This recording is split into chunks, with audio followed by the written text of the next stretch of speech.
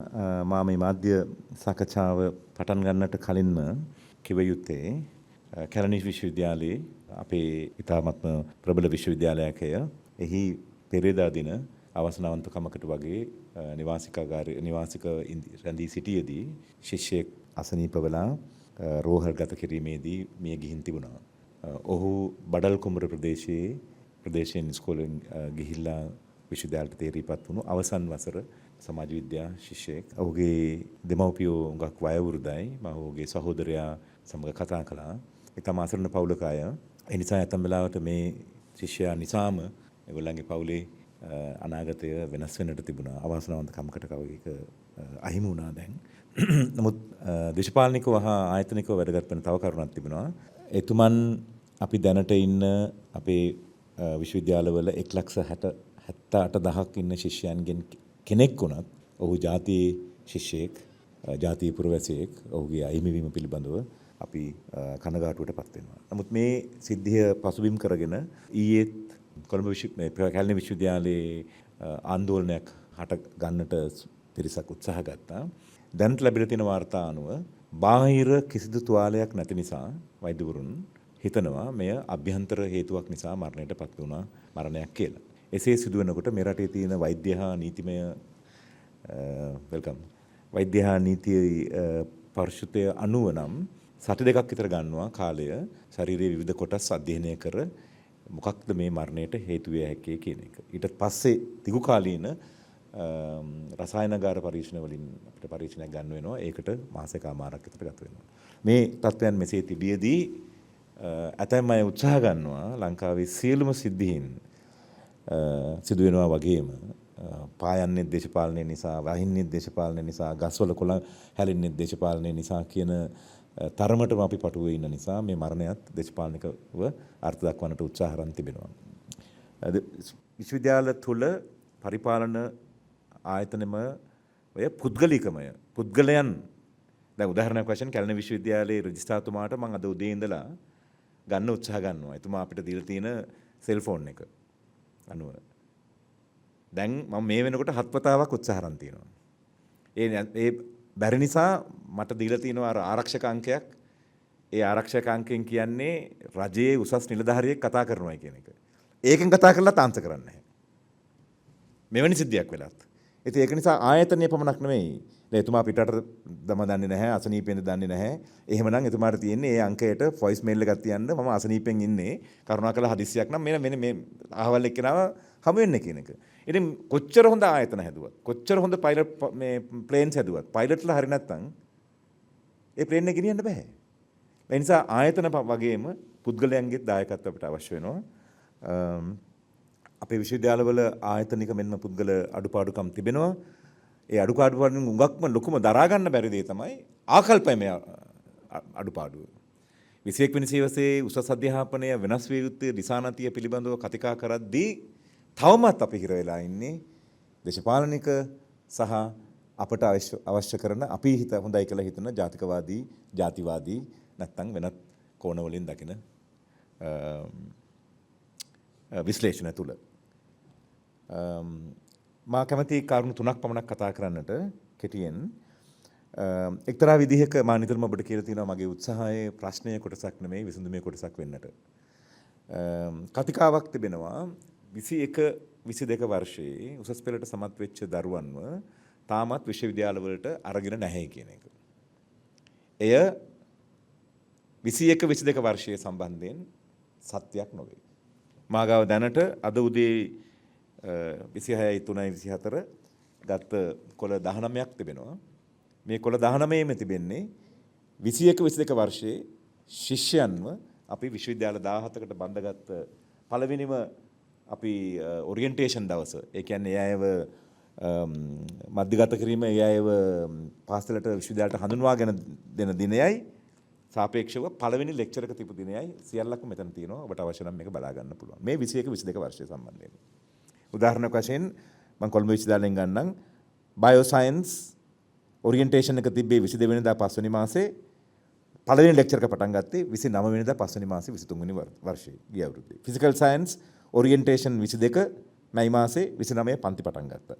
Management 8 වෙනිදා පෙබරවාරි මාසේ 27 වෙනිදා පෙබරවාරි මාසේ පටන් ගත්තා.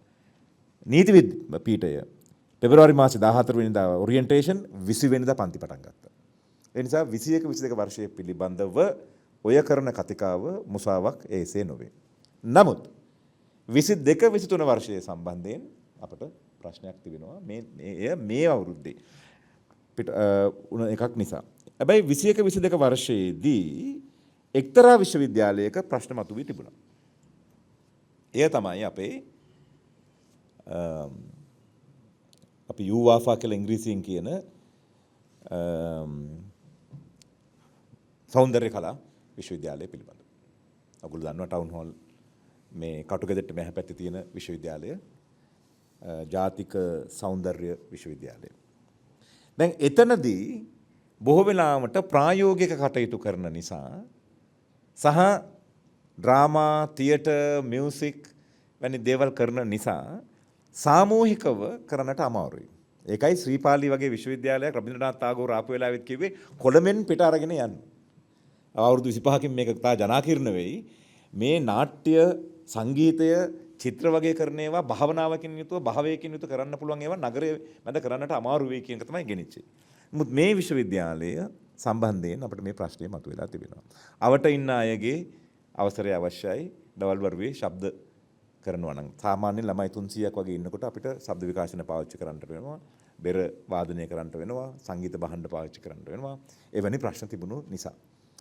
දෙවැනි කාරණය, විශේෂ කාරණය තමයි සමහර විශ්වවිද්‍යාලවල සීනියර් අයියලා අක්කලා තාම පිට වෙලා නැහැ. යම් හේතුන් නිසා. ස්ට්‍රයික් කරපු හේතුන් නිසා, අසනීප වෙච්ච හේතුන් නිසා, මහපොළ පරක්කු වෙච්ච හේතුන් නිසා ඒ අය තාම ගිහිල්ලා නැහැ. ඉතින් ඒගොල්ලන්ව දොට්ට දාන්නේ බෑ අපිට කවතාවට. ඒගොල්ලෝ පිට වෙලා යනතුරු අපිට මේ වගේ ප්‍රායෝගිකව කරන සෞන්දර්ය වගේ විෂය පිළිබඳව අපිට ගැටලු තිබෙනවා. අපි විකල්ප හොයාගෙන යනවා. කොළඹ විශ්වවිද්‍යාලයේ හවස් වරුවේ කරන්නට ශාලා පාවිච්චි කිරීම පිළිබඳව. කොළඹ විශ්වවිද්‍යාලයේ ඉන්න අධිකාරිවරුන් කියලා තියෙනවා මේවා අපේ විශ්වවිද්‍යාල අපේ ගොඩනැගිලි පාවිච්චි කරන්න දෙන්න බෑ කියලා. එහෙම කතිකාවක් නැහැ. මේවා ජාතික සම්පත්. ජාතික අවශ්‍යතාවයට එකම විශ්වවිද්‍යාල පද්ධතියක එකම රාජ්‍ය පද්ධතියක මේවා සමසේ කතාවකාලිකව හරි බෙදා ගන්නට පුළුවන් වෙන මානසිකත්වයක් විශ්වවිද්‍යාල පද්ධතිය තුළ තිබේ කියනයි මගේ බලාපොරොත්තුව. ඊළඟට රත්මලානෙන් අපි ගොඩනැගිල්ලක් හොයාගෙන තියෙනවා මහවැලියට අයිති. ඒ ප්‍රතිසංස් කරන්නට තිබෙනවා ටිකක්. ඒක අපිට ලැබෙනවා. ඊළඟට තවත් කොළඹට කැලණියට නුදුරු ප්‍රදේශයකින් අපිට තවත් රාජ්‍ය ගොඩනැගිලි කීපයක් ලැබෙනවා. ඒවා ටිකක් ප්‍රතිසංස්කරණය කළ යුතුයි, අලුත් වැඩියා කළ යුතුයි. ඉන්පස්සේ මේ ප්‍රශ්නය විසඳෙනවා. හැබැයි රත්මලානේ තිබෙන ඒ ගොඩනැගිල්ලයි රත්මලාට යාබදව තියෙන තව පාසලක ගොඩනැගිල්ලයි කොළඹ විශ්වවිද්‍යාලයේ හවස් වරුවේ ගොඩනැගිලි වලටත් යන්න බැහැයි කියලා සමහර සිසුන් ලිපි ලියලා තියෙනවා. අපි ආවේ මේ ලලිත කලා විශ්වවිද්‍යාල සෞන්දර්ය විශ්වවිද්‍යාලය ඉගෙන ගන්න මිසක් පාසල් වල ගොඩනැගිලි වල පන්ති වලට යන්න නෙමෙයි කියලා ඒගොල්ලන්ගේ දෙමව්පියෝ ලිව්ව බවට ලිපි ලියලා තියෙනවා අපිට. මේ සමාජ ඛේදවාචකයේ අර්ථය ඔබම ලියන්න. මම නෙමෙයි. මට ඒක අර්ථ දක්වන්න අවශ්‍ය නැහැ. කඩාවැටුණු දේශයක මුළු භූගෝලීය තලයේම අවුරුදු එකමාරක් නැති වුණා කොවිඩ් වසංගතේ. එතකොට UN එකෙන් කියලා තියෙනවා ඒ අවුරුදු දෙකම අන්ප්‍රොඩක්ටිව් අවුරුදු දෙකක් මුකුත් කරගන්න බැරි අවුරුදු දෙකක් කියලා නම් කරන්නයි කියලා. ඒ නිසාම තමයි අපි අපේ PhDs කරන්න පිටට ගිය අය නිවාඩු ගිහින් ඉන්න වෙනත් අයට අපි අවුරුදු දෙකක් එකතු කළා. ඒ අවුරුදු දෙක කරුණා කරලා වැය වුණු අවුරුදු දෙකක් හැට ගන්න කියලා. එතකොට ඒ අවුරුදු දෙකත් අපේ රටේ ඇති වුණු ආර්ථික අර්බුදයත් අරගලයේ සම්බන්ධයෙන් ඇති වුණු සමාජ පිපරීමත් නිසා දල වශයෙන් අවුරුදු 3මාරක් මේ රටේ කාලය අහිමි වුණා අපට. නමුත් අපි ඇඩ්වාන්ස් ලෙවල් නැවැත්තුවේ නැහැ. ඒකෙන් සිදු වුණේ ලංකා චිත්‍රපට සංස්ථාව වගේ පොලිමක් දැන් හැදලා ඉන්නවා. අපිට නම් තියෙන්නේ අවුරුදු 2යි 21 22 23 කියන අවුරුදු 2යි අපිට තියෙන්නේ. චිත්‍රපට සංස්ථාවේ මම හිතන්නේ දිග පොලිමක් තියෙනවා. මේ දරුවන්ම ඒගොල්ලන්ගේ අනාගතය paludu පාලු නොකර කරන්න ඕන නිසා අපි ඇඩ්වාන්ස් ලෙවල් කරලා දැන් ඒගොල්ලන්ව නමුත් විශ්වවිද්‍යාල 17කින් විශ්වවිද්‍යාල 1යි 2යි මේ ප්‍රශ්නේ මතුවී තිබෙන්නේ. මම මේ මොහොතේදී කියන්න ඕනේ එතුමියගේ අවසරය මට නැහැ. මට අවසරයක් අවශ්‍ය වේද කියලා මම දන්නේ නැහැ. අමාරුවන් පතිරණ කියලා මෙනවියක් මේ විශ්වවිද්‍යාලයට සම්බන්ධ මෙනවියක් Facebook වේදිකාව තුල රජයටත් අමාත්‍යංශයටත් දොස් පවරමින් සිටියා. මම වග කියන ඇමතිවරයෙක් හැටියට බදු ගෙවන මිනිසුන්ගෙන් රුපියල් 64000ක් පඩි ගන්න ඇමතිවරයෙක් හැටියට මම එතුමෙන් ඇහුව ප්‍රශ්නේ මොකක්ද කියලා. ඇයි මෙතරම් ද්වේෂයෙන් මේ අධ්‍යාපන ක්‍රමය ගැන කතා කරන්නේ කියලා. සුහදව පටන් ගත්තා. එතුමිය කිව්වා නෑ නෑ ප්ලෑන් එකක් නැහැ ඔයගොල්ලන්ට මේ ඒක නිසාම තමයි මේ තොරතුරු මං ගෙනාවේ. අපි ගැන හොයන්නේ නැහැ නව පරපුර ගැන රජය හොයන්නේ නැහැ. මං කිව්වා එහෙම අපිට පොදුවේ කියන්නට බෑ. ඇති ප්‍රශ්නේ මොකද්ද? ඒතර මම හිතන්නේ එතුමිය නැටුම් විෂය තෝරගෙන තිබුණේ. ඒක ඔන්ලයින් කරන්න බැරි විෂයක් බව අපි දන්නවා. ලහිලහියේ හැකි ඉක්මනින් ඒ බව අපි ශාලා හොයලා දෙනවා. ඒ ශාලා හොයන්න ගිය මොහොතේදී තමයි අර පාසල් වලට ඇතුල් වෙලා අපිට මේ ලෙක්චර්ස් වලට යන්න බැහැයි කියලා ලිපි මට හම්බ වෙන්නේ. ඉතින් මට කියන්නට තියෙන්නේ අපි ප්‍රශ්නයක් විසඳද්දී සියලු දෙනාගේම සහයෝගය අවශ්‍යයි, බුද්ධිමය සහයෝගය අවශ්‍යයි. මේ 21 22 වර්ෂයේ පිළිබඳව අපි අවුරුද්දෙන් පස්සේ මැයි මාසයේ මුල සතියේම විසඳුමක් ලබා දෙන බව ඒ අමාරුවන් පතිරන වෙන වියටත් ඇය හා සමානව අනිත් අයටත් මා නිල වශයෙන් කියන්නට කැමතියි. ඊළඟට දෙවැනි කාරණේ හැටියට මට කියන්නට තිබෙන්නේ අදහවස 3ට කාරණා දෙකක් සිදු වෙනවා. එකක් කැලණි විශ්වවිද්‍යාලයට අයිති රාගම රෝහලේ ලංකාවේ ප්‍රථම කිඩ්නි පරිශන ඒකකය පටන් ගන්නවා ගරු ජනාධිපතිතුමාගේ නායකත්වයෙන්. මෙය එක්තරා විදිහක කඩයිමක් අපිට. අපි විශ්වවිද්‍යාලයේ ඉඳද්දී රාගම වහන්නයි කියලා එපාය කියලා කියපු එතනම තමයි ලංකාවේ ප්‍රධාන ප්‍රශ්නයකට මුහුණ දෙන්නට අපි මේ පරිශන ඒකකය පටන් ගන්නට පුළුවන් වෙලා තියෙනවා. ඒ වෙලාවෙම සමගාමීව ගරු විද්‍යාධාරී රාජපක්ෂ අධිකරණ ඇමතුමාත් එතුමා පත් කළ හිටපු ජ්‍යෙෂ්ඨ අධිකරණ විනිශ්චයවරු අග්‍ර විනිශ්චයකරු හිටපු ශ්‍රීපවන් මහත්මයාගේ නායකත්වය යටතේ UGC වෙනුවට අලුතෙන් ගෙනෙන්නට යන උසස් අධ්‍යාපන ජාතික උසස් අධ්‍යාපන සංවර්ධන කොමිසම පිළිබඳව ඔවුන්ගේ නිරීක්ෂණ අද ලබා දෙනවා. ඒක ඩ්‍රාෆ්ට් එකක් හැටියට එන්නේ, කෙටුම්පතක් හැටියට එන්නේ. අපි ඒක පිළිබඳව ඊට පස්සේ අපි ජනාධිපතිතුමා මගේ ඇමතුමා ගරු සුසිල් ප්‍රේමජයන්ත ඇමතුමා මම සහ අනිත් අය වාඩි වෙලා අපි මේකේ තියෙන පොදු ගුණාකාරය බාර ගන්නවා. ඒකෙන් කියවෙන්නේ මේ අවුරුදු අවසානයේට කලින් මැද භාගයේ වෙද්දී අපිට ඒ පරිවර්තනය කරගෙනට යන්නට පුළුවන් කියලා. මේ පරිවර්තනය කරද්දී අපට තිබෙන ප්‍රධාන කොටස නම් විශ්වවිද්‍යාලය තුල උසස් අධ්‍යාපනය පිළිබඳව චින්තනාත්මක දර්ශනය දකින පැත්තක් තිබෙනවා. මේක ත්‍රිකෝණයක්. එක කෝණයක පාදය තමයි අපට අවශ්‍ය කරන ශ්‍රී ලංකාවට අවශ්‍ය කරන ලෝකයට අවශ්‍ය කරන අපේ ජාතියටත් අපේ දේශයත් සංවර්ධනය කරන්නට අවශ්‍ය කරන ලෝකය හා සමගාමීව යන්න පුළුවන් conceptual philosophy එකක් අපිට අවශ්‍යයි. අපිට සංකල්පීය දර්ශනයක් අවශ්‍යයි. ඇයි අපි උසස් අධ්‍යාපනය කරගෙන යන්නේ? ඒ ක්‍රමවේදය මොකක්ද කියලා. දෙවනුව ඒ කරගෙන යන්නට ඒ දර්ශනය ගෙනියන්නට නම් අපිට ආයතනය මොන විදිහටද ප්‍රතිව්‍යුහගත කළ යුත්තේ කියන එක. How do we restructure our institutional arrangement according to take Sri Lanka to the 21st century's higher level of higher education pedagogy and the meta learning philosophy. තුන්වෙනි කාරණය ඒ දෙකම ගලපන්න පුළුවන් පුද්ගලයන්ව සොයා ගැනීම. ඒ අධ්‍යාපන වේදීන් මෙන්ම දේශපාලන කණ්ඩායමට අවශ්‍ය වෙනවා. බොහෝ වෙලාවට දේශපාලනයේ මේ රටේ ප්ලේටෝගේ කාලේ ඉඳලා මෙහෙමයි. මේ අපේ රට විතරක් නෙමෙයි දේශපාලඥයා උත්සාහ ගන්නේ බලයට එන්න සහ බලය රැඳී සිටීමට. ඒ සඳහා ඕ අය බොහෝ දේවල් පාවිච්චි කරනවා. ඒ නිසා ඡන්ද වර්ෂයක් නිසා බොහෝ අය අධ්‍යාපනය ගැන කතා කරන්න හිතන්නේ ඒ කෙසේද Tamanගේ ඡන්ද ව්‍යාපාරයට බලපාන්න පුළුවන්ද? ඒකෙන් ප්‍රතිලාභ ගන්න පුළුවන්. ඒ අවාසනාවන්තයි. එසේ නොකළ යුතුයි අපි. එසේ කරපු නිසා තමයි අපි මෙතන ඉන්නේ. මා ගෞරවයෙන් කිව යුතුයි. යාපනයේ සිට මම පේදුරුතුඩුවේ හිටියා ජනාධිපතිතුමාත් එක්ක ගිය සිකුරාදා. එතුමා රූහණට ගියත්, පේදුරුතුඩට ගියත්, කන්දවුරට ගියත් කියන්නේ එක දෙයයි. අධ්‍යාපනය අපි ගොඩ නගාගත යුත්තේ පුද්ගලික පාක්ෂික දේශපාලන හේතුවක් නිසා නෙවෙයි, ජාතියේ අනාගතය වෙනුවෙන් කියන එක. එය මා මුළුමනින්ම පිළිගන්නවා. ඒ නිසා මට පහසු වෙලා තිබෙනවා එතුමත් එක්ක වැඩ කරන්නට. අද වෙනකොට ලෝකයේ විශ්වවිද්‍යාලවල කාර්යභාරය කුමක්ද? සමස්ත අධ්‍යාපන ක්‍රමයේ කාර්යභාරය මොකක්ද කියන්නේ? මෙටා ලර්නින් කියලා කියන්නේ අපි දරුවන්ට උගන්වන්න ඕනේ අයන්න අර මේක අපි උගන්වනවා තමයි. අපි ප්‍රාථමික දේවල් උගන්වනවා. විශේෂයෙන් විශ්වවිද්‍යාලවල උගන්වන්න ඕනේ විෂයක් නෙමෙයි. ඒ විෂය ඉගෙන ගන්නේ කෙසේද කියන ඒ ඉගැන්වීමේ ක්‍රමයයි අපි ඉගෙන ගන්න ඕනේ. We need to learn how to learn. Then the Z generation and Alpha generation will learn on their own. Because ඔයගොල්ලෝ දන්නවා මම නොකියවට මම කියන්න අවශ්‍ය නැහැ මේක. ගින්දර හොයාගෙන තියෙන්නේ මිලියන 1.5කට කලින් අවුරුදු දල වශයෙන්. රෝදය හොයාගත්තේ මෙටපොසොමියාවේ මේ ඉරාකය කියන අද රට තියෙන අවුරුදු 7000කට කලින්. අර ගස් කොටයක් කපලා ඉරලා ඒක පෙරලෙ ගිය වෙලාවේ මැද ඒක මේ සිදුරක් සිදු වුණා ඒක නිසා සිදු වුණා කියලා කියන්නේ. ඒක අවුරුදු මිලියන 1.5ක සිට කොච්චර කාලයක් ගියාද රෝදය හොයාගන්න. රෝදය හොයාගෙන සිට 18යි 80 ගණන් වල තමයි අපි රේල්වේ එක හොයාගන්නේ. ඒ ඉස්ලාම එන්ජින් ඉලෙක්ට්‍රිසිටි මෙනේ තිබුණේ රේල්වේ එකනේ. දුම්රියේ අපි ඉස්ලාම තිබුණේ ගල් අඟුරු. ගල් අඟුරු දාලා රත් කරලා මේ රෝද ටික දුවවන්න උත්සාහ ගත්තා. ඊට පස්සේ ඔබතුමා කිව්වා වගේ විදුලිය හොයාගත්තා. ඒත් 800 ගණන් වල. 902 නැත්තම් 3 මට මතක හරියට රයිට් බ්‍රදර්ස් තමයි ඉස්සෙල්ලාම ප්ලේන් එක හොයාගත්තේ. 2015 අනේ අර මට මේක මාධ්‍යට කියන නිසා මගේ ඩයරි එකේ ඉන්න මම බල්ලා කියන්න නැත්තම් මම මේ කියයි උසස් අධ්‍යාපන අමාත්‍යාලයට ඕකවත් දන්නේ නැද්ද කියලා. හරි දින ටික කියමුනේ. ඒ ගැනම කියන්න කියන බලාගෙන ඉන්නවනේ.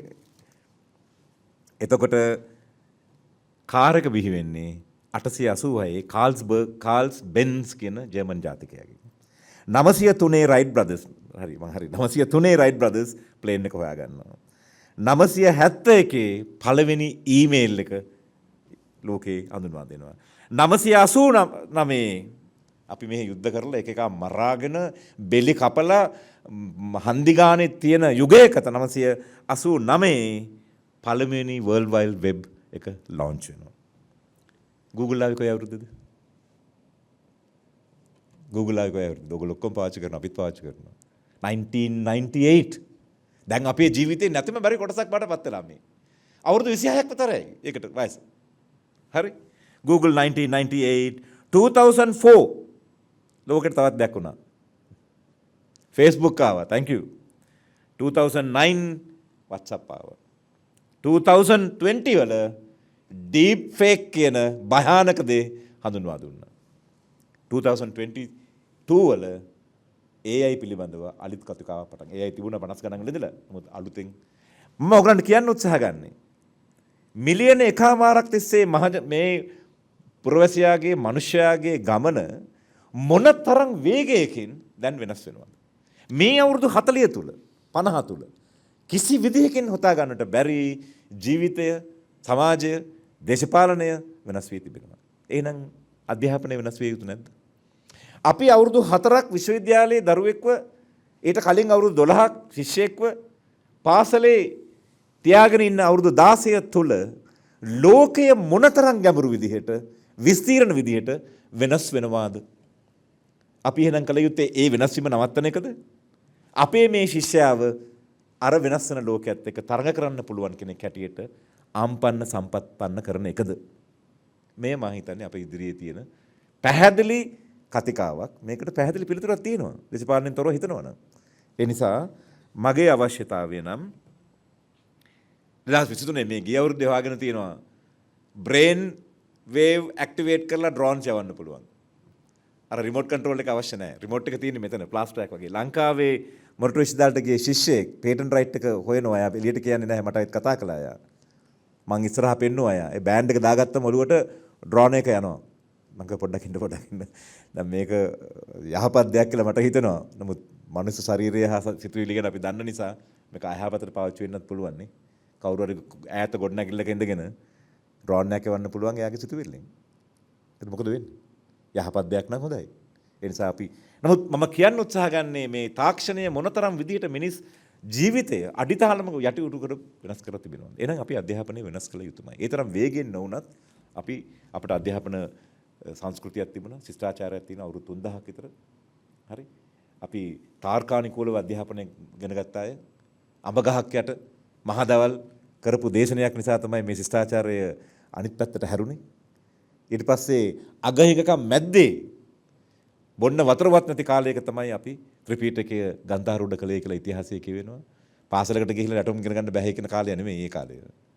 ඒ නිසා මේ වෙනස් වන ලෝකයේත් සමග ජය ගන්නට ඕන නම් අභිමානවත් ශ්‍රී ලංකාවක් ගොඩනගන්නට අවශ්‍ය නම් we need to accept the reality of changing world in higher education. මම අතරම කියන්නේ ඕස්ට්‍රේලියාව දිහා බලන්න අවුරුදු 15කට කලින් ඒගොල්ලෝ ගැන අපි දන්නේ ක්‍රිකට් සහ බීචස් ගැන විතරයි. කොන්ටස් එයාර්ලයින් ගැන විතරයි. අද ලෝකයේ 3 වෙනි රට විදේශ ශිෂ්‍යයන් Taman වෙත ඇද ගන්නා ලෝකයේ 3 වෙනි රට මිලියනයක් විදේශ ශිෂ්‍යයන් යනවා ඕස්ට්‍රේලියාවට ඩොලර් බිලියන 45ක් අරගෙන. ඒ ගමම සමගාමීව මම කියන්නම් ඔයගලන්ට එකක්. පළමුවෙනි උපාධිය හොයලා එංගලන්තයට යන රටවල් අතරින් දෙවනි රට නෑ දෙවනි රට මලේසියාව තුන්වෙනි රට ලංකාව. පළවෙනි උපාධිය හොයලා යන පිට රට යන අපේ ළමයි අපි එංගලන්තයට පිට රට පටවනවා. හැබැයි ඛේදවාචකය දෙවනි උපාධිය හොයලා එංගලන්තයට යවන පළවෙනි රට ලංකාවයි. මොකක්ද අපිට කරන්න කියන්නේ? මම කැමති අනුකුමාර සහෝදරයා මන්ත්‍රීතුමා ඔස්ට්‍රේලියාවේදී කියපු කතාවක්. ඔහු කීවා පැහැදිලිවම රාජ්‍ය නොවන විදේශීය අධ්‍යාපනය ගැන ඔවුන් විශ්වාස කරන බව. ළඟදී ටොරන්ටෝ ගිය වෙලාවේ ඒ කතිකාව තවදුරටත් තීව්‍ර වුණා. මේ ඍජුවම අධ්‍යාපනයට සම්බන්ධ වුණත් ඒ හිටපු කෙනෙක් ඇහුවා 88 89 පිළිබඳව පාපෝච්චාරණයක් නැද්ද ඔයගොල්ලන්ගේ? ඒ ගැන සමාව ඉල්ල ගන්න නැද්ද ඔයගොල්ලෝ කියලා. එතුමා කිව්වේ එතකොට ඒ ගැන කම්පා වෙනවා, කනගාටු වෙනවා. එසේ සිදු වෙන්නට අපට හේතුන් තිබුණා කියලා නැවතුවා. සමාව ඉල්ල ගත්තේ නැහැ. නමුත් මට වැදගත් වුණේ දේශපාලන ඉගෙන ගන්න ශිෂ්‍යයෙක් හැටියට ඔහු කිව්වේ අපිට ඉස්සෙල්ලාම අවශ්‍ය බලයට එන්නයි. අපි ආවට පස්සේ තමයි මේවා කරන්නේ, මොකද්ද කරන්නේ කියලා හිතා ගන්න. මා හිතනවා මේ රටේ ජනයා ඉදිරියේ ප්‍රධානම තෝරා ගැනීමේ ශක්තියක් තිබෙනවා. බලයට ආවට පස්සේ වැඩ කරන්නම් කියලා කියන කට්ටියත් මෙන්න මේකයි අපේ මාර්ගසිතියම කියලා කියන කට්ටියත් අතරේ වෙනසක් තිබෙනවා. ඒ නිසා බුද්ධිමත්ව ජනතාව තේරුම් ගනී කියලා මට හිතෙනවා. උසස් අධ්‍යාපනයේ සම්බන්ධයෙන් නම් බලයට ආවට පස්සේ මම කරන්නම් කියලා කියන කට්ටියත් එක්ක අපිට වැඩ කරන්නටම බැරිය. මම හිතනවා දැන්ම ඒ අය උසස් අධ්‍යාපනයේ පිළිබඳව දරන 21 වෙනි සියවසට දරන මතය සියලු පක්ෂ කිව යුතුයි. මම සුළු ජාතිකයෙක් හැටියට බලාපොරොත්තු වෙන එක දෙයක් තමයි මේ අවුරුද්දේ ඔය ජනාධිපති අපේක්ෂකයන් කී දෙනෙක් ආවත් ඒ අයගෙන් බලාපොරොත්තු වෙන එක දෙයක් තිබෙනවා. මේ රටේ සාමය, සංහිඳියාව, සමගිය හා සංවර්ධනය ගොඩනගන්නට මොන ජනාධිපති අපේක්ෂකවරයාද යන්නේ ඔහු ඇය ජනාධිපති වුණොත් අගමැති හා කතානායක කියන ඒ තනතුරු දෙක දෙමළ හා මුස්ලිම් ජනයා නියෝජන වෙන විදිහේ තෝරා ගැනීමක් මම කරනවා කියන ප්‍රකාශය බය නැතුව කරන්න පුළුවන් අපේක්ෂකයා කවුද මේ මොහොතේදී? එවන් රටක් අපට අවශ්‍ය නැද්ද? අවශ්‍යයි. එවන් රටක් අවශ්‍ය මොහොතක තමයි අපිට පුළුවන් වෙන්නේ ඒ කඩයිමෙන් අපි අතීතය පසු කර වර්තමානයට සහ අනාගතයට මේ දුවදරුවන්ට අනාගතවාදී ශ්‍රී ලංකාවක් ගොඩනගන්න. මම හිතන්නේ නවත්තන්නම්. I'll stop there. I think you have one or two questions. I had to rush as well. No, half an hour given to me. I think I've taken half an hour. I've stopped. So left to you to ask any meaningful questions. If you need this, I can give it to you. They can make some photocopies and give. Maybe I can even give it to you on electronic form if you want. Give the email here. Minister, could you comment on the reforms in the process now, education reforms? Yeah. And also, you have been talking about a lot of private sector investment in education. Yeah. Still, there is resistance, right? Resistance from whom? For instance, last week the doctors were saying that there shouldn't be any private medical college, right? Yeah. So that's one opinion, no? No, that's one opinion, but still that's a key opinion. Yeah. We are willing to sit down and talk with him. Yeah. Excellency and other bodies, key bodies, should tell us how do we gap. Now, if a journalist is leaving the country, I can train another journalist, maybe not like you, senior journalist, maybe at least some kind of journalism I can train maybe 2 years, 3 years. When a senior professor of nephrology leave the country, how long does it take me to train him to bring somebody to that point? So are we going to wait for another 20 years? Allow these citizens to suffer? I have a knee problem. My left knee yesterday was injected. How many orthopedicians are in this country? People are meeting with at least about 20,000 accidents a year, minimum major and minor accidents. All of them need some kind of rehabilitation and orthopedic treatment, right? How many orthopedicians are there? So are we going to leave our citizens at the mercy of few people who decides to leave the country when they wish? No, I don't think a responsible government. So SLMC, I am not a medical person, I am only a junior minister, but I am a citizen of this country. I've traveled the world in my own capacity. Let's sit down and talk. How are we going to do this? Where are the gaps? I respect all the doctors who stay in this country and work towards this nation, for which we have allowed all of them to do private practices, right? Some of them you can't get a psychiatric appointment, you can't get 5 months in this country. A pediatric orthopedician appointment is about 45 days. So is this the kind of country we need to build? We respect them. They stay in this country. They do their best of services. But this is not one party's problem alone. So we need to produce good doctors. Not only for Sri Lanka. Africa needs doctors. Latin America needs doctors. Middle East needs doctors. And hopefully, if I was told by the British authorities, if Sri Lankan doctors who have gone to England and working there, if we bring them back, the UK medical system will have a problem because so many Sri Lankan doctors are working there. They were able to go there and work because we produced them here. So why can't we produce good doctors? If our country is going through an economic crisis, earlier, about 5 to 6 years ago, even 10 years ago, a medical faculty in a university needed only up to about 4 billion rupees. Therefore, we have, out of our 17 state universities, 12 universities have medical faculties, 12. But how much of money, Sri Lankan rupees, do we need for a full medical faculty now? Do you have an idea? No. Roughly about 25 billion rupees we need for one medical faculty. Because one medical faculty has minimum 12 departments, from anatomy to anesthesia, right? Then all the other morgues and all those other conditions have to be kept. Then that is only to create, to run them with senior professors and clinical conditions. We need nearly about 2 billion every year. Do we have that money coming 5 years? I don't see. So the demand is about 2,000. Demand is about 6,000, right? If you ask the advanced level bio class students who wants to be doctors, their desire, they have a right to be a doctor. It is because only the limitation is stopping them, right? And then they go abroad, even to Nepal, and then come back, and we take them. Isn't that some kind of a logical error there? So all what we are saying is, my appeal to SLMC is, can you lead? You set up your standards. You be on the governing board. You tell what to be done. Will you allow? Simple as that. SLMC is the national body, not GMO. GMO is a union. No?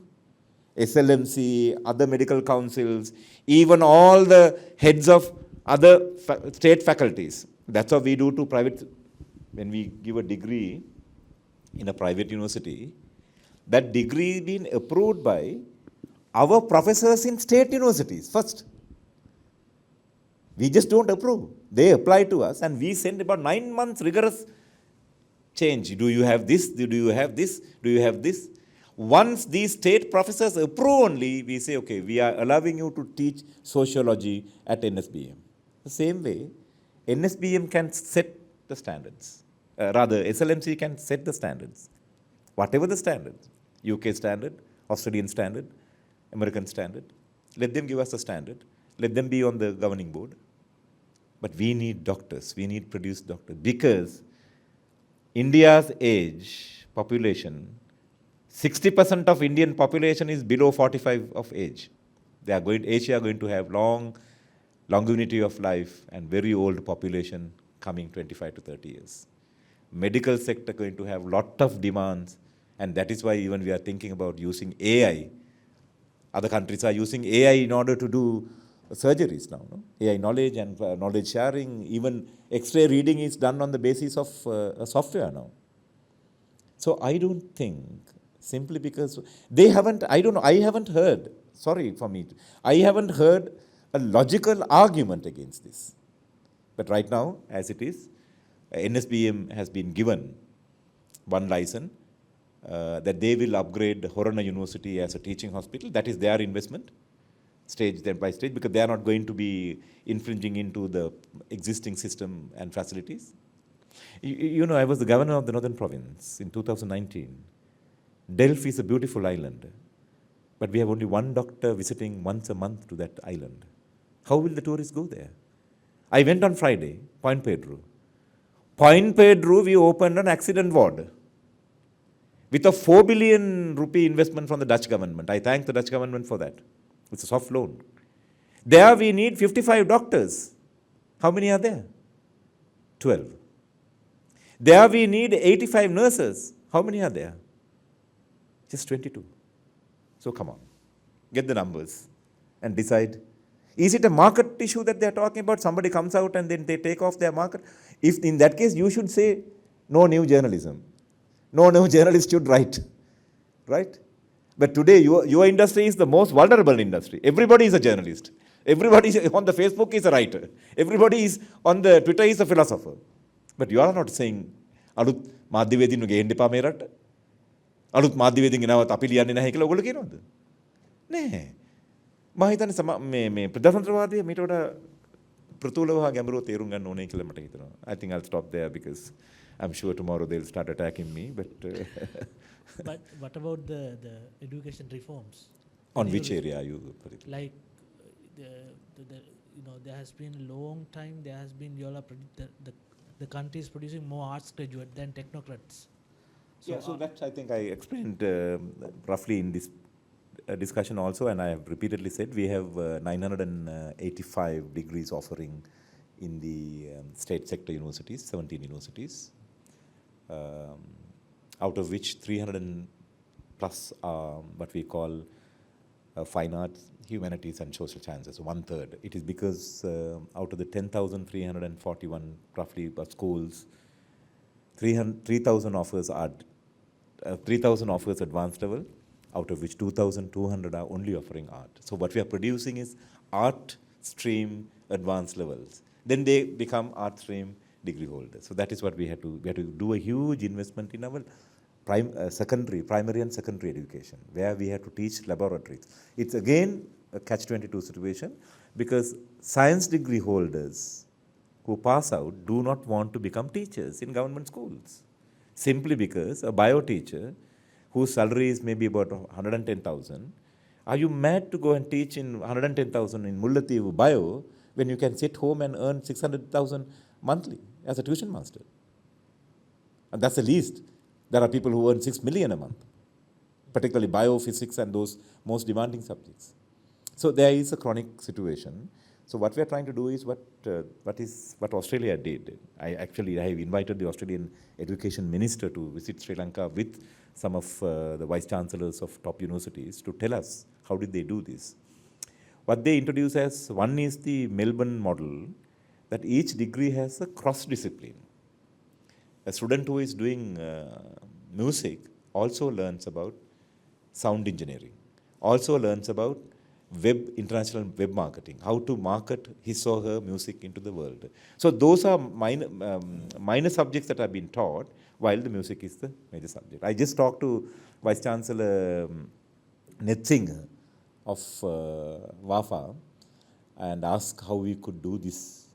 A girl who is learning Hindustani music need to know little about sound engineering.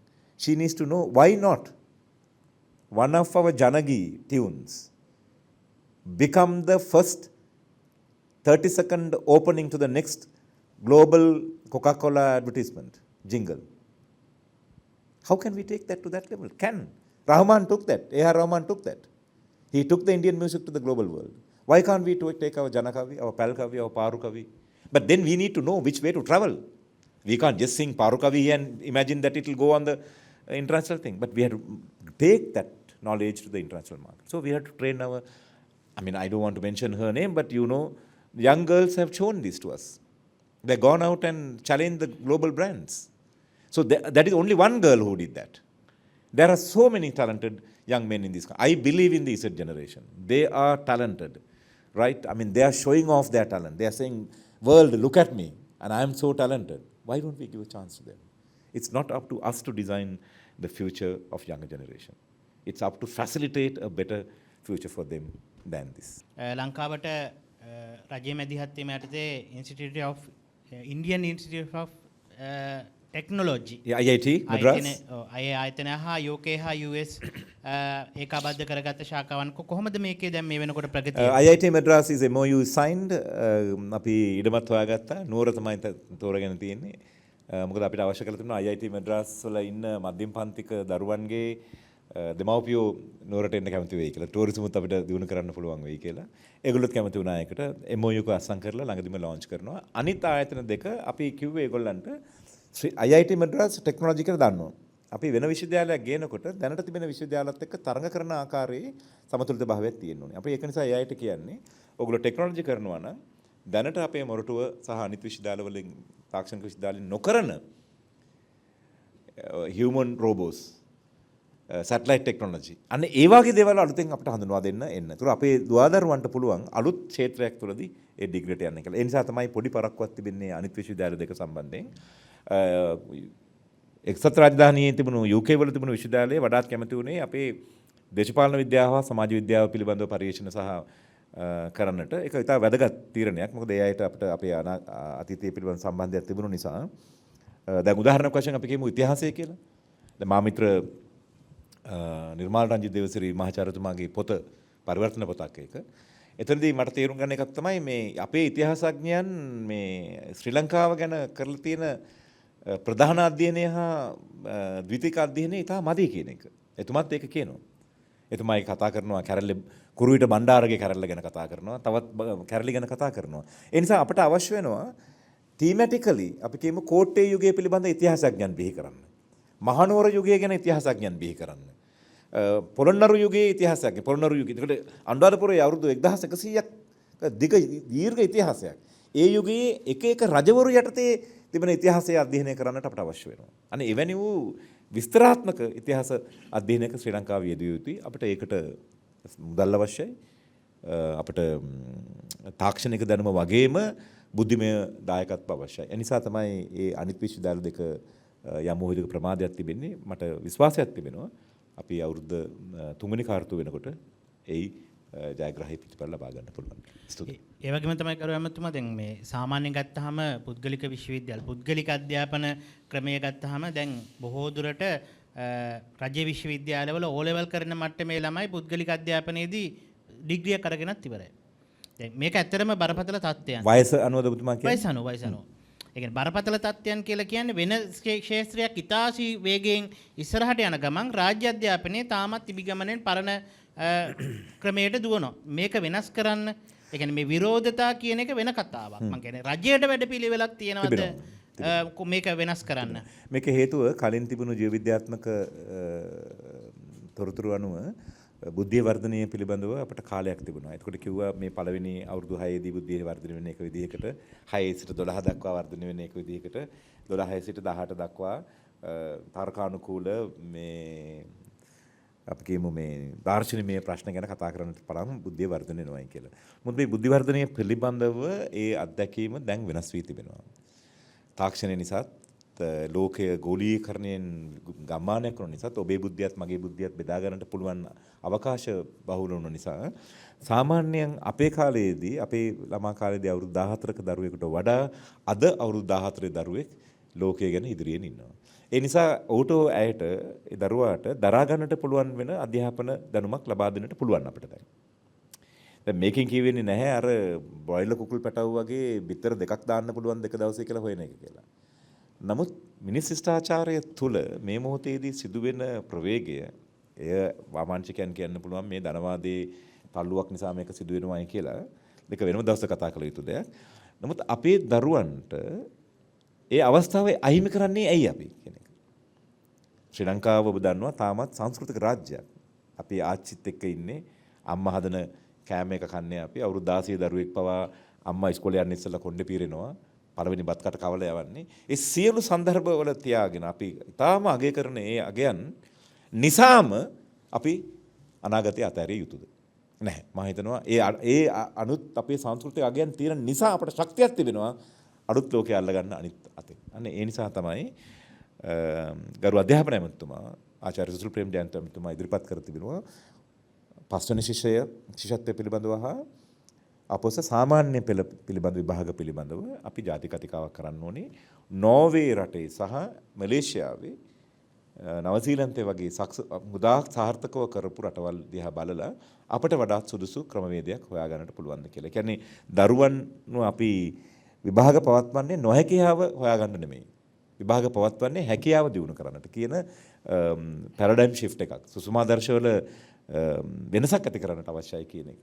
මා හිතනවා ඒක වැදගත්. මා කැනඩාවේ හිටපු කාලේදීත් මගේ දරුවන් ඉගෙන ගන්න කාලෙත් මට තිබුණේ 8 වෙනි ශ්‍රේණිය සහ 10 වෙනි ශ්‍රේණිය ඉතාමත්ම වැදගත් කියලා ඒගොල්ලෝ හිතුවා. ඒගොල්ලෝ අපිත් එක්ක දරුවන් එක්ක සාකච්ඡා කරනවා. ඒතවල ඒගොල්ලෝ අරගෙන තිබුණු ලකුණු මොනවද? මොනවද දක්ෂ වුණේ? මොනවද කැමති කියලා විරලා ඔහු ඇයගේ දිසානතිය මෙහෙවන්නට උත්සාහ ගත්ත ක්‍රමයක් එහෙ තිබුණේ. මම හිතන්නේ ක්‍රමය එනවා. පෞගිය අවුරුදු තුනතුලදී අපිට පරිවර්තන කරන්නට කාලය තිබුණේ නැහැ.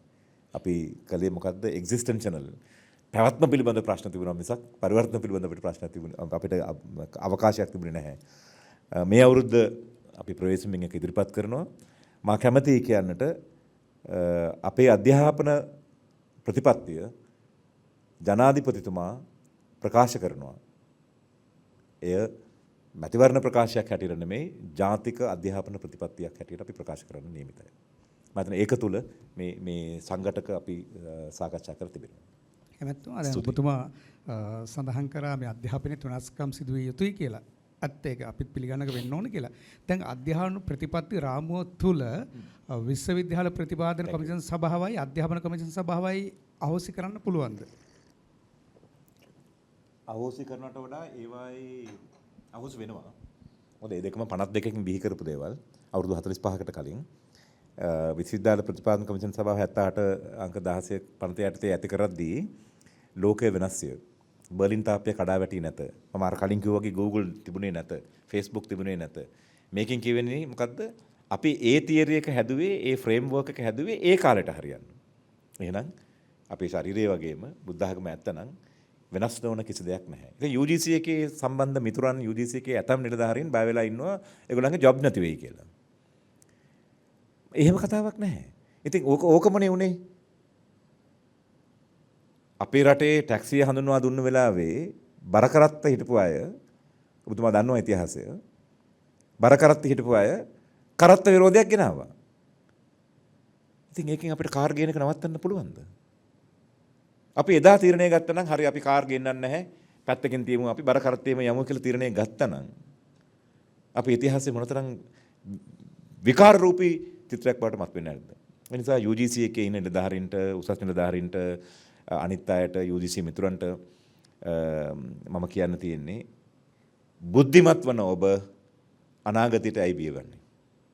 ලෝකයට සමාජයට මේ රටේ දුරදරුවන්ට බහුතරයක් ගොවියන් වෙන ගැමි දෙමව්පියන්ට ශක්තිය දිව යුත්තේ ඔබේ බුද්ධියෙන්. ඒ අපි කරමු.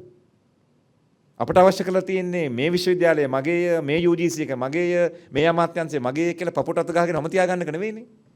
ඒ ජන විරෝධී චින්තනයක් එතකොට ඒක වෙන්නේ.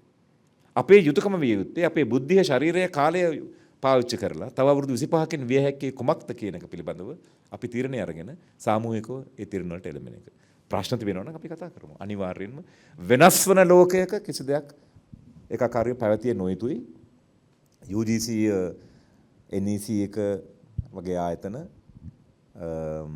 අපි ඊට වඩා උසස් තලයකට ගේන නියමිතය ජාත්‍යන්තර තලයන් අතර එහි දක්ෂ විදිහට වැඩ කරපු නිලධාරීන් අනිවාර්යයෙන් මේ කොටසක් වෙනවා. ඒට බාධා කරමින් හිටපු අය අනිවාර්යයෙන්ම එතනින් ඉවත් විය යුතුයි. ඒකයි අපේ මතය. ඔබ මම පළවෙනි වතාවට හමු වෙන්නේ. ඔබ මොන ආයතනයේද? අරුණ. ඇමතුමා මේ කැලණිය විශ්වවිද්‍යාලයේ සිසුවෙක් නැති වෙච්ච එක දැන් එතන කියන්නේ ඒ ශිෂ්‍යයා රෝහලට ගෙනියන්න ප්‍රමාද වුණා වාහනේ. කවුද එතන කිව්වේ ඔබතුමා? ඒක මාධ්‍ය හරහා යන්නෙත් ඒ විදිහනේ. අන්න ඔබතුමා ප්‍රශ්නේම පිළිතුර තියෙනවා. හැබැයි මේ සිද්ධිය ඔබතුමා දකින්නේ කොහොමද මේ? ඒ කියන්නේ මෙහෙම ප්‍රමාදයන් වෙන්න පුළුවන්ද වාහනයක් ඉල්ලපුවාම ඒක ලැබුණ එක ප්‍රමාදයක් තියෙනවා නම් කියන මේක ගැන විමර්ශනයක් කරනවද කොහොමද? පැහැදිලිවම. මම කියන්නේ ලංකාවේ අපි ඒක පළවෙනි මම කනගාටුව ප්‍රකාශ කළා, මගේ ශෝකය ප්‍රකාශ කළා. මුත් ඔබතුමා ප්‍රශ්නේ නගපු නිසා මම කියන්නේ ලංකාවේ දැනට අපි අවුරුදු 29ක් යුද්ධ කරපු රටක්, ඊළඟට කොවිඩ් වසංගතයට අහු වුණ රටක්. සුවසරිය පිළිබඳ මට විශ්වාසයක් තියෙනවා. ශ්‍රී ලංකාවේ අපි මම උතුරු කලේ ඉඳද්දි ඔය GMO එක SLMC එක සුවසරයට ඇතුළට එන්න එපා කියලා නීතිය දාලා තිබුණා. තාමත් ඒ නීතිය තියෙනවා ඒගොල්ලන්ගේ අතේ. අපි හැම පොලිසියක් ළඟම සුවසරියක් නවත්තලා තියෙනවා.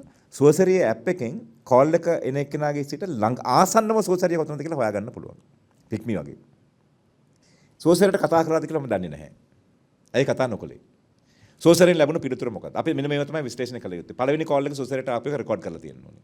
ඒගොල්ලෝ දුන්නු මෙසේජ් එකත් රෙකෝඩ් කරලා තියෙනවා වොයිස් මෙසේජ්. ඒක ඉලිට ගන්න ඕනේ අපි. ඒගොල්ලෝ කිව්වද පරක් වෙනවා එන්න බෑයි කියලා.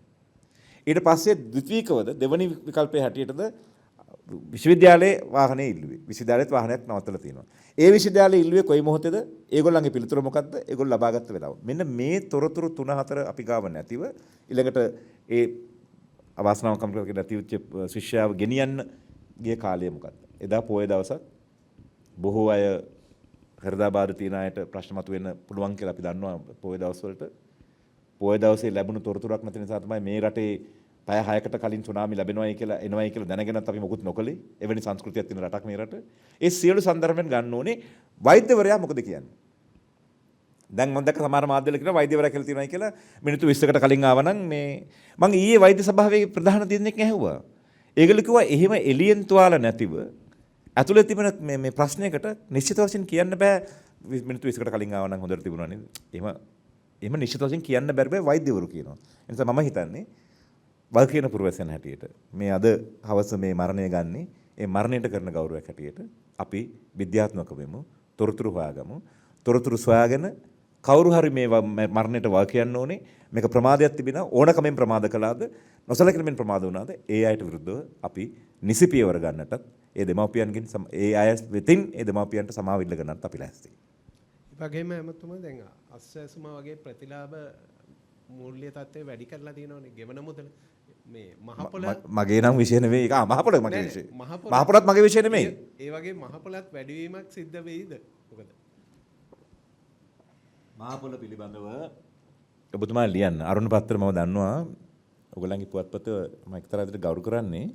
ඔයගොල්ලෝ එක විෂයක් පිළිබඳව දෙකටම ලියනවා. මම දන්නේ කොහොමද යාපනයේ වතුර ප්‍රශ්නය පිළිබඳව ඔබතුමාලාගේ පත්‍රය දිගින් දිගටම ලිව්වා මම හිතන්නේ සති 4ක් විතර. ඒක වැදගත්. මොකද කතිකා නිකන් ඔය බ්‍රේකින් නිවුස් වගේ දාලා ඉවරලා අයින් කරන්න නැතුව. ඒ නිසා මහපොළ ගැන ලියන්න. මහපොළ ඉතිහාසය ගැන ලියන්න. එය ක්‍රූර විදිහට අවභාවිතා වුණේ කොහොමද කියලා හිතන්න. එහි වගකීම බාර ගන්න බැරුව මේ මොහොතේදී ගරු බන්දුල ගුණවර්ධන ඇමතුමා අධ්‍යාපන කාලයේ හින්නෙද්දිත් එවකට හිටපු අග්‍රවිනිශ්චයකාරයාට බාර වෙන්න කිව්වා ඒ බාරාකාර මුදලේ සහ මේ මහපොළ අරමුදලේ.